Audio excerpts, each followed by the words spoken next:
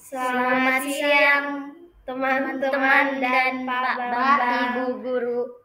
Sekarang kami akan mempresentasikan tentang organisasi pergerakan nasional. Anggota kelompok terdiri dari Kalista, Gloria, Tito, dan Erik.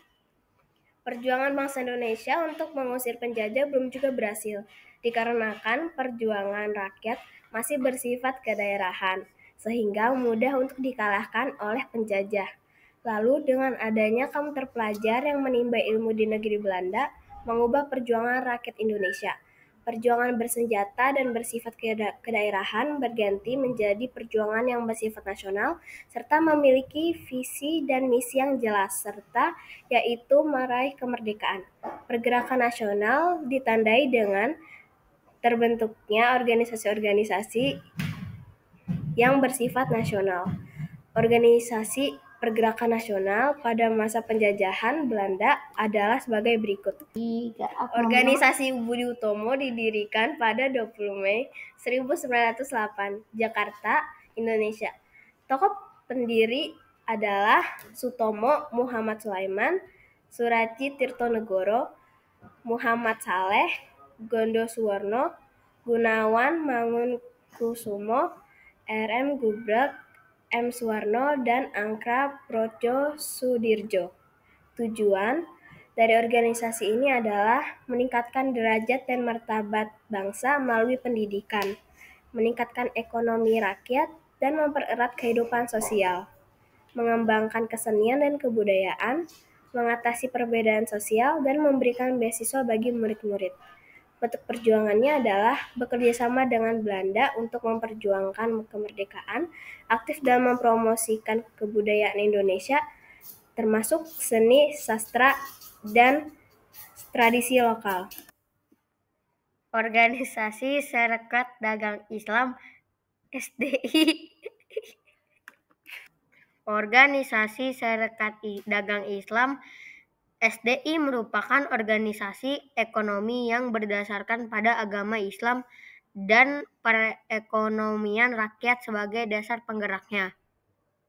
Di bawah pimpinan Samanhudi, perkumpulan ini berkembang pesat hingga menjadi perkumpulan yang berpengaruh. Tirto Adisuryo pada tahun 1909 mendirikan Sarekat Dagang Islamiyah di Batavia. Tujuannya adalah meningkatkan kesejahteraan bangsa Indonesia di bawah ajaran Islam dan juga menggalang kerjasama antara pedagang Islam demi memajukan kesejahteraan pedagang Islam pribumi. Bentuk perjuangannya adalah mendorong persatuan para pedagang pasif. Lalu organisasi Serikat Islam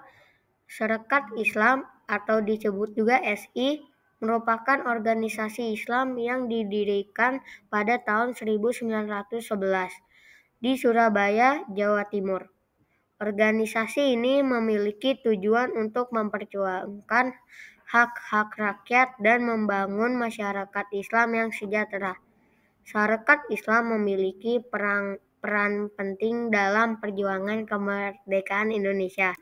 Sarekat Islam memiliki peran penting dalam perjuangan kemerdekaan Indonesia, terutama dalam masa perjuangan nasional pada awal abad ke-20. Tujuannya adalah memperjuangkan hak-hak rakyat, membangun masyarakat Islam yang sejahtera, dan memperkuat persatuan dan kesatuan umat Islam, memajukan perekonomian masyarakat. Bentuk perjuangannya adalah membentuk ikatan kaum buruh seperti Perserikatan Pegawai Pegadaian Bumi Putra atau singkatannya adalah PPPB. Yang kedua adalah membela petani yang tertindas dan menaikkan upah kerja. Organisasi Muhammadiyah. Muhammadiyah merupakan organisasi Islam yang didirikan pada tahun 1912 di Yogyakarta oleh Kyai Ahmad Dahlan. Organisasi ini memiliki tujuan untuk memurnikan ajaran Islam dan membangun masyarakat Islam yang modern dan sejahtera. Muhammadiyah juga memiliki peran penting dalam perjuangan kemerdekaan Indonesia, terutama dalam bidang pendidikan dan kesehatan. Tujuan Muhammadiyah memiliki tujuan untuk memurnikan ajaran Islam, membangun masyarakat Islam yang modern dan sejahtera, dan memperkuat pendidikan dan kesehatan masyarakat, menjunjung tinggi ajaran agama Islam dalam kehidupan sehari-hari melalui pendidikan dan masyarakat. Bentuk perjuangan: A. Mendirikan sekolah, B. Mendirikan rumah sakit, dan C. Mendirikan panti asuhan. Organisasi Indisi Bakti. Indisi Bakti melakukan beberapa usaha agar terjadi kerjasama antara orang Indonesia dan Bumi Putra. Usaha tersebut diantaranya menyerap cita-cita nasional Indonesia, memberantas kesombongan sosial dalam pergaulan, baik dalam bidang pemerintahan maupun kemasyarakatan, membangkitkan rasa nasionalisme dari masyarakat yang dikhawatirkan akan melawan pemerintah Belanda. Tujuan: menumbuhkan dan meningkatkan jiwa persatuan semua golongan, menanamkan jiwa nasionalisme dan patriotisme rakyat guna memajukan tanah air, mempersiapkan kehidupan rakyat yang merdeka, membangun rasa nasionalisme agar terbina persatuan dan kesatuan bangsa tanpa kerjasama dengan Belanda. Organisasi Perhimpunan Indonesia.